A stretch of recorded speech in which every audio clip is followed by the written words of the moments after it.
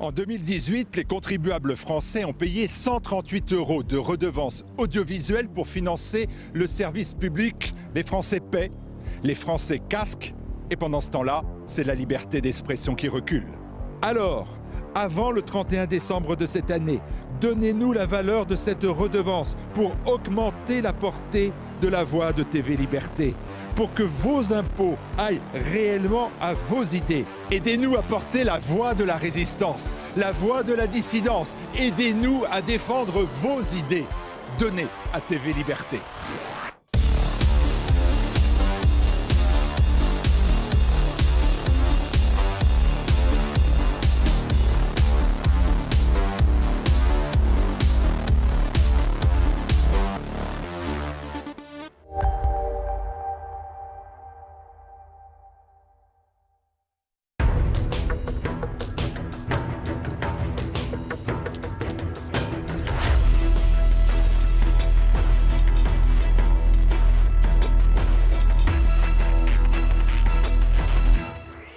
Emmanuel Macron a lancé l'opération déminage. Après plus de 3 semaines de mobilisation des Gilets jaunes, le président a pris un ton grave pour annoncer une série de mesures censées améliorer le pouvoir d'achat des plus modestes. Une opération de communication qui devrait plomber le budget de quelques 10 milliards d'euros.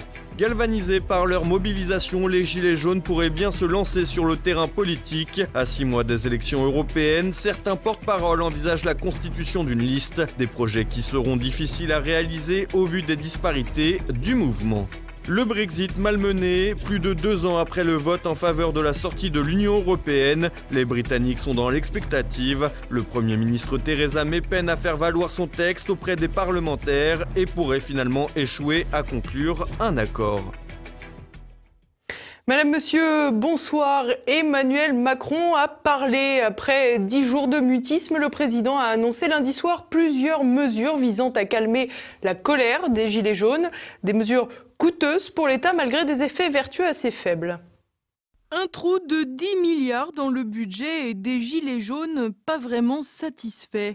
Emmanuel Macron avait un lourd défi à relever lundi soir pour tenter de calmer la révolte populaire avec un discours travaillé dont l'objectif premier était d'apparaître grave et concerné par les inquiétudes des Français. L'exercice a été partiellement réussi dans sa forme. Ce qui est certain, c'est que le président était attendu au tournant puisque pas moins de 23 millions de téléspectateurs étaient au rendez-vous pour écouter les annonces. Des annonces ponctuées d'une large séquence émotion. Je prends ma part de cette responsabilité. Il a pu m'arriver de vous donner le sentiment que ce n'était pas mon souci, que j'avais d'autres priorités. Je sais aussi qu'il m'est arrivé de blesser certains d'entre vous par mes propos. Je veux ce soir être très clair avec vous. Si je me suis battu pour bousculer le système politique en place, les habitudes, les hypocrisies, c'est précisément parce que je crois plus que tout dans notre pays. Le président devait à tout prix casser son image d'homme hors sol, déconnecté de la réalité des Français. Il a ensuite entamé un mea culpa, notamment sur le traitement qu'il avait infligé aux retraités. Les retraités constituent une partie précieuse de notre nation. Pour ceux qui touchent moins de 2 000 € par mois, nous annulerons en 2019 la hausse de CSG subie cette année. L'effort qui leur a été demandé était trop important. Marche arrière donc. Pour autant, cette mesure laisse de côté les plus défavorisés qui n'avaient pas eu à souffrir de la hausse de la CSG. Pas de coup de pouce pour eux. De même, pour ceux concernés par l'annonce présidentielle, le répit se profile pour 2019, mais mystère pour la suite. Pour les travailleurs, l'essentiel des rangs des Gilets jaunes, Emmanuel Macron avait aussi prévu son lot de propositions. Le salaire d'un travailleur au SMIC augmentera de 100 € par mois dès 2019, sans qu'il en coûte 1 € de plus pour l'employeur. Je veux renouer avec une idée juste, que le surcroît de travail accepté constitue un surcroît de revenus. Les heures supplémentaires seront versées sans impôt ni charge dès 2019. Et je veux qu'une vraie amélioration soit tout de suite perceptible. C'est pourquoi je demanderai à tous les employeurs qui le peuvent de verser une prime de fin d'année à leurs employés. Et cette prime n'aura à acquitter ni impôt ni charge. Si l'annonce des 100 € supplémentaires sur le salaire minimum apparaît d'abord comme un véritable coup de pouce, un regard appuyé sur la mesure limite bel et bien la portée. En effet, la revalorisation d'1,8 point et la baisse des charges salariales d'ores et déjà prévues, conjuguées à l'annonce de campagne du candidat Macron de l'augmentation de la prime d'activité, représentent peu ou prou ces 100 € annoncés. Seul changement, ils seront versés dès 2019 quand le candidat prévoyait un versement de la prime d'activité sur tout le quinquennat. On est toutefois loin de la révolution. Concernant le retour de la mesure sarkozyste de défiscalisation des heures supplémentaires, on s'amuse en se rappelant que François Hollande l'avait supprimé lors de son quinquennat, un quinquennat qui a fait naître au gouvernement un certain jeune loup de la finance nommé Emmanuel Macron. Si la mesure apparaît toujours pertinente, elle ne permettra pas un coup de pouce généralisé pour les salariés, puisque beaucoup ne sont pas dans la situation de faire des heures supplémentaires. Pour finir, la proposition de prime dénuée de charges reste très hypothétique pour les travailleurs. En effet, elle restera à discrétion des patrons, lesquels décideront librement à la fois en fonction de la santé de l'entreprise et en fonction de leur bon vouloir. Les annonces apparaissent donc plus faibles que l'effet d'annonce lui-même et chat échaudé craint l'eau froide. Les gilets jaunes se sont pour la majorité dit assez peu convaincus par Emmanuel Macron. Pour beaucoup, comme pour Laetitia Deval, le mouvement doit se poursuivre. À ce jour, le mouvement continue. Nous serons là donc à nouveau dans la rue ce samedi. Et comme apparemment le gouvernement se laisse 3 mois de réflexion, nous aurons encore donc 3 mois de samedi dans la rue. Dans la forme, il nous manque encore un peu de sincérité. On sent qu'il a essayé de travailler son sujet. Mais voilà, c'est pas un Français lambda et ça se ressent beaucoup. On s'attendait pas tellement à plus en fait. Hein. On sait maintenant pourquoi il était absent pendant 4 semaines. Il devait s'entraîner un petit peu, mais voilà, c'est pas quelqu'un du peuple, ça se ressent beaucoup. Du côté de Jean-Luc Mélenchon, on s'est fait un plaisir de pointer les carences de l'intervention. À l'indignation du très grand nombre contre les inégalités et surtout contre le fait que les uns ont tout et les autres rien, il a pensé qu'une distribution de monnaie pourrait calmer l'insurrection citoyenne qui a éclaté.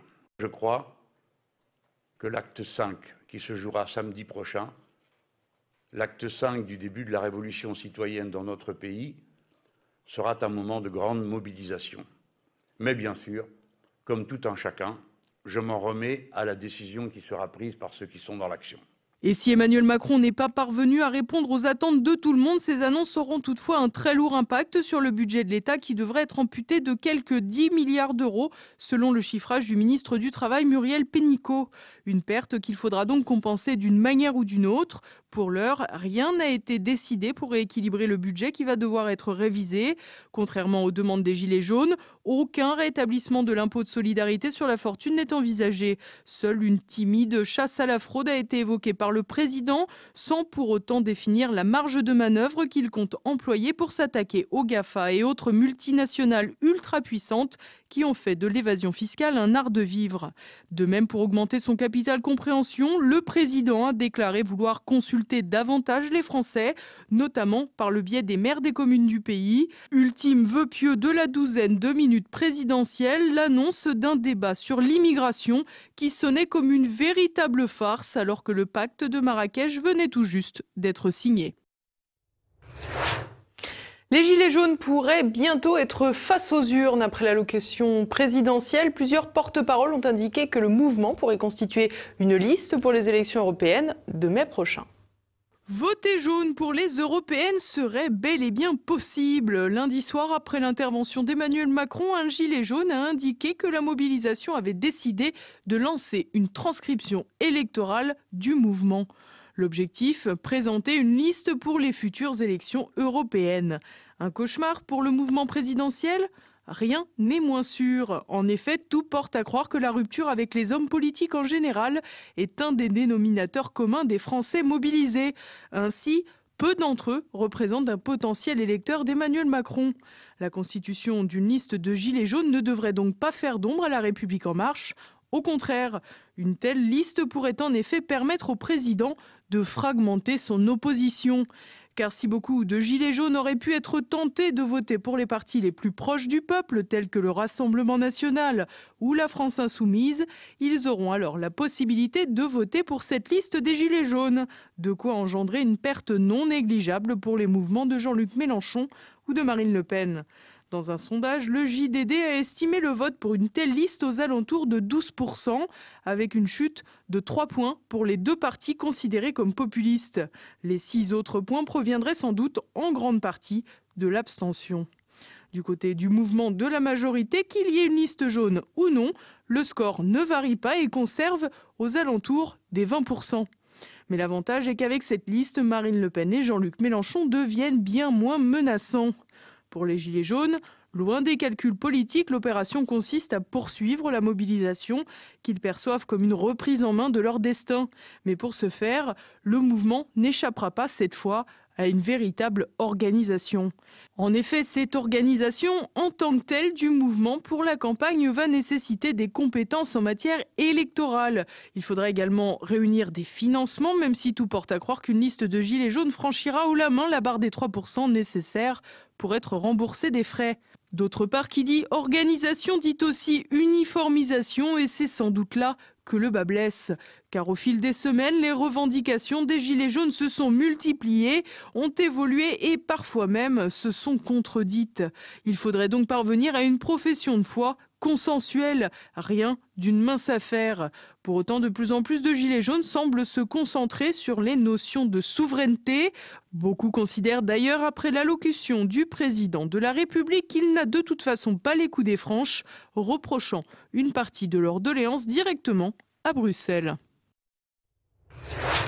C'est décidément un Brexit qui commence à durer. La sortie de l'Union européenne vient d'être à peine validée par le Parlement. Le Premier ministre Theresa May n'arrive pas à faire voter son accord. Une situation politique délicate qui pourrait bien remettre en cause le vote des citoyens britanniques. Olivier Frère-Jacques. Des discussions qui s'éternisent et un Brexit qui pourrait même finalement ne jamais avoir lieu. Arrivé aux manettes pour faire sortir le Royaume-Uni de l'Union européenne en application du référendum du 23 juin 2016, Theresa May semble sur la sellette. Après un premier report de vote, mardi au Parlement, devant le risque trop important d'un désaveu, la dame du 10 Downing Street va tenter de renégocier un accord auprès des instances européennes pour rendre son texte plus acceptable pour les parlementaires britanniques. Jeudi et vendredi, Theresa May se rendra ainsi à Bruxelles devant le Conseil européen afin de tenter de convaincre de la nécessité d'opérer quelques changements dans l'accord de divorce et tout particulièrement concernant l'Irlande du Nord et ainsi obtenir le soutien de ses alliés conservateurs du DUP. Toujours bloqué entre les attaques des Brexiters qui estiment la rupture avec Bruxelles pas assez nette et les Remainers qui souhaitent un nouveau référendum, le Premier ministre est face à un casse-tête qui pourrait lui coûter sa place. Car si les partisans d'un Brexit dur lui font la vie dure, les pro-Bruxelles ont eux aussi plus d'un tour dans leur sac et ont reçu le soutien de la Cour de justice de l'Union européenne qui a affirmé lundi que le Royaume-Uni pouvait décider seul de renoncer à quitter le giron bruxellois. That article allows that member state to revoke that notification unilaterally in an unequivocal and unconditional manner by a notice addressed to the European Council in writing. Un petit coup de pouce institutionnel et même politique en direction des anti-Brexit auxquels s'ajoute le soutien du monde de la finance internationale. En effet, du côté des marchés financiers, le spectre d'un possible cataclysme économique est toujours brandi en menace. As soon as Theresa May stood up to speak, to confirm that she was going to go back to Brussels and try and wrangle some extra concessions out of the European Union, the pound slipped down below 126 to its lowest levels this year. Pression institutionnelle communautaire, pression des marchés financiers, mais surtout risque bien réel d'être désavoué par les élus de la couronne. Theresa May marche sur des œufs, menacée dans son propre camp sur la manière de sortir de l'Union. Le Premier ministre pourrait bien faire long feu. Alors que l'horloge européenne devrait s'arrêter le 31 mars pour Londres, 2 ans après la demande de sortie britannique, tous les scénarios semblent possibles, mais le dénouement devrait cependant avoir lieu dans les 4 mois. En effet, les élections européennes ayant lieu le 26 mai, Londres et Bruxelles, mais surtout Westminster, devront vite trouver une porte de sortie. Et à présent, on part avec Thibaut Bastide pour l'actualité en bref. Les radars ciblent du mécontentement des Gilets jaunes. Après un mois de mobilisation partout sur le territoire, il serait quelques 1500 à se trouver aujourd'hui hors service, soit quasiment la moitié du parc existant. Parmi les modes de mise hors service de ces machines à amende, on retrouve le feu dont ont été victimes plusieurs centaines de radars, mais aussi la peinture. Et enfin, plus sobre, certains appareils ont été seulement recouverts de sacs et de gilets. La facture devrait être exceptionnelle pour l'exercice en cours et pourrait contrebalancer les recettes tout aussi exceptionnelles qu'avait envisagé le gouvernement avec ses amendes contre les particuliers. Guillaume Pelletier amorce un nouveau retournement de veste, anciennement FN, puis MNR, puis MPF, puis les Républicains. Ce vice-président de la droite parlementaire semble tout doucement glisser vers La République en marche. Après le discours présidentiel, l'éternel jeune loup de la droite n'a pas manqué d'éloges envers Emmanuel Macron. Je vais être très sincère, je n'ai pas été déçu. Et si nous nous plaçons du côté des Français, et c'est ça qui compte, alors ce soir, il y a, pour une fois, une victoire pour les classes moyennes, pour les territoires. Habitué du retournement de veste, Guillaume Pelletier est notamment passé du catholicisme traditionnel à la défense du ministre Simone Veil. Le jeune premier a décidément plus d'un tour dans son sac et pourrait bien tromper son monde dans les années à venir à la faveur d'un remaniement.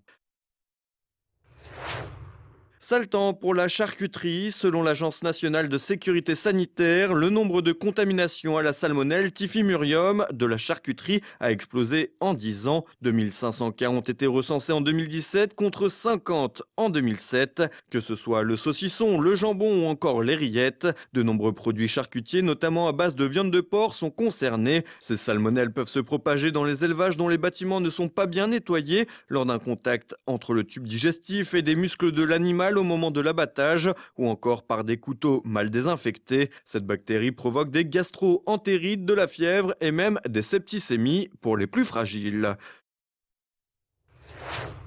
Sa petite blague lui a valu une peine de prison. Lundi, l'adolescent qui avait appelé à la purge de policiers le soir du 31 octobre a été condamné par le tribunal correctionnel de Grenoble à 4 mois de prison avec sursis et 70 heures de travail d'intérêt général. Il a été reconnu coupable de provocation non suivie d'effet au crime ou au délit par parole, écrit, image ou moyen de communication au public par voie électronique. Après la diffusion d'une vidéo où il appelait à s'en prendre aux forces de l'ordre, l'adolescent avait expliqué qu'il s'agissait d'une blague faisant référence à un film américain.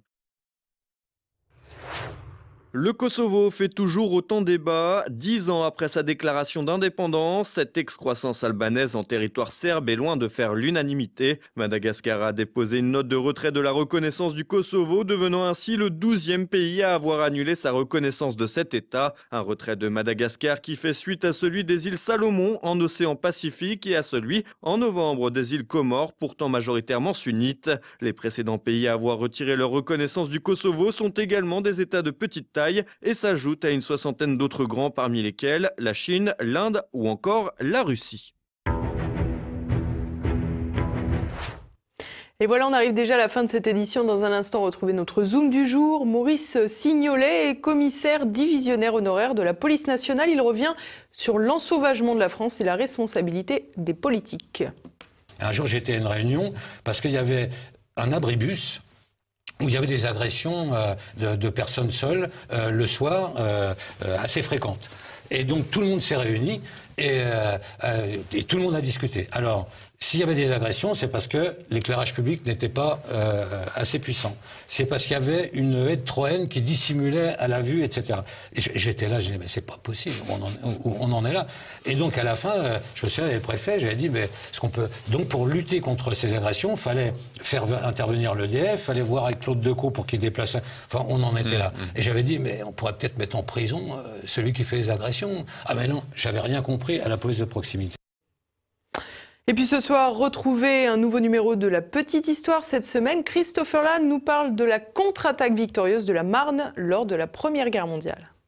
Oui, la France a bien gagné la Première Guerre mondiale. On a tendance à l'oublier au vu de la durée et de la dureté du conflit, mais les armées françaises ont bel et bien résisté héroïquement aux tentatives d'invasion allemande jusqu'à la victoire finale, et ce dès septembre 1914. Car c'est en septembre 1914, donc au tout début de la guerre, qu'intervient le fameux miracle de la Marne. Sans ce sursaut, sans cette contre-attaque victorieuse qui est sortie vraiment du fond des tripes, eh bien, la Grande Guerre aurait eu un tout autre visage, peut-être celui qu'a eu la campagne de 1940. C'est ce qu'on va voir dans cet épisode, et juste une précision, je m'excuse pour cette gueule, mais je suis un peu malade, donc ne partez pas, s'il vous plaît.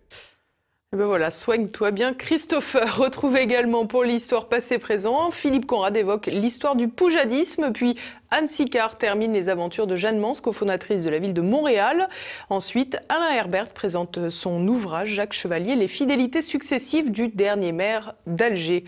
Et puis tout de suite, votre nouveau rendez-vous avec François Billot de Lochner pour sa chronique Mes libertés politiques. C'est à présent la fin de cette édition. Merci pour votre fidélité. À demain.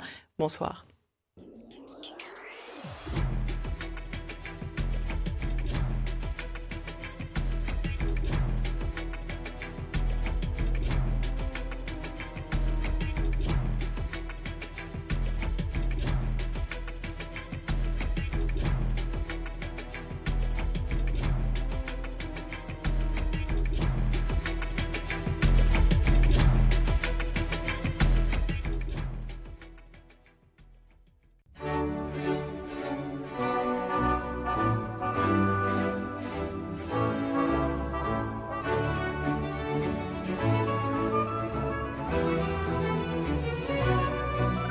Nous venons d'apprendre qu'un établissement scolaire à Stein, il s'agit d'un établissement qui s'appelle Utrio, vient de poser une question très importante.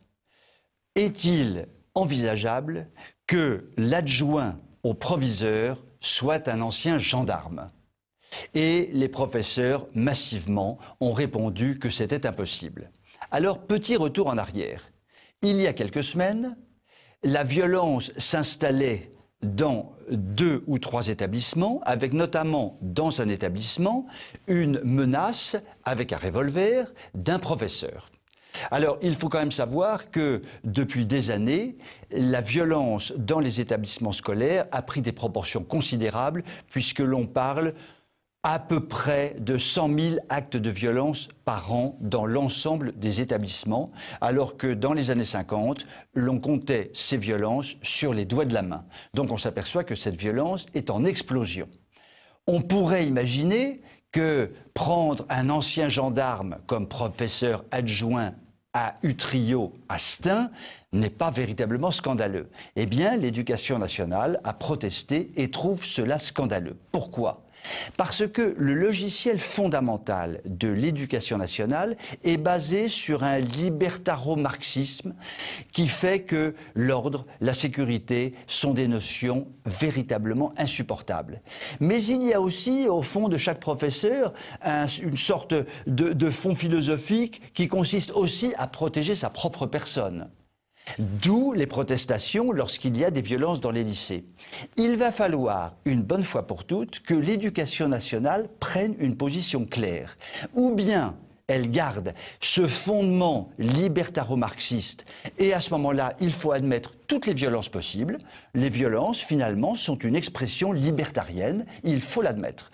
Ou alors, l'éducation nationale change de braquet, les professeurs évoluent vraiment et considèrent que les libertés personnelles, qui consistent à ne pas être violentés dans leur établissement, priment sur le reste. Ce serait une révolution dans les établissements. Il est sûr que si les professeurs réagissaient désormais avec de tels fondements, la violence diminuerait considérablement, et l'on pourrait avoir comme adjoint à Utrio, à Stein, un ancien gendarme. Chers amis, je vous souhaite tout de même une très bonne soirée et je vous dis à très bientôt.